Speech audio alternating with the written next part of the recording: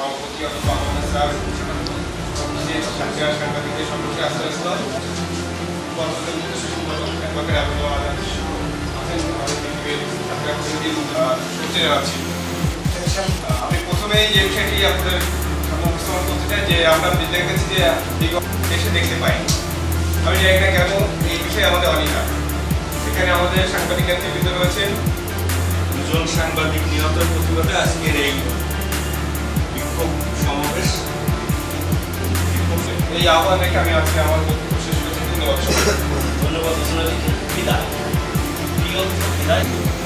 যে বিষয়টা লক্ষ্য করেছে সেটি হল, একদিকে কোটা সংস্কার বাদী আপনারা সবচেয়ে ঝুঁকির আপনারা কাজ করেন।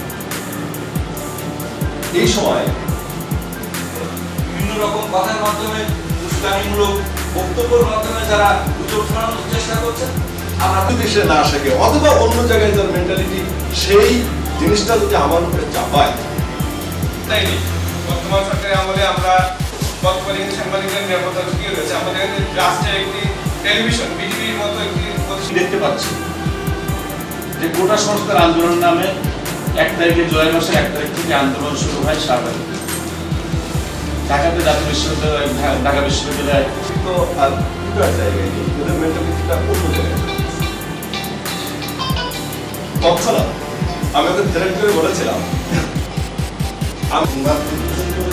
এবং মানুষের স্মৃতি এবং দর্শনে তাদের সাংবাদিকের উপর হামলা, বিশেষ করে রাস্তার টেলিভিশন, বাংলাদেশ টেলিভিশনে হামলা এবং অগ্নিসংযোগ আমাদের সহকর্মী সাংবাদিক মেহেদী 9 মাসে আমার মনে হয় সেই ক্ষয়ক্ষতির রেশিও যদি করা হয় তা 3 দিনই ঘটানো হয়েছে।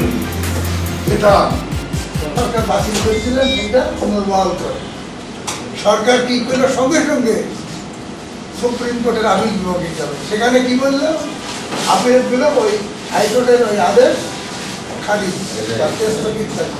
তাহলে আন্দোলন কেন?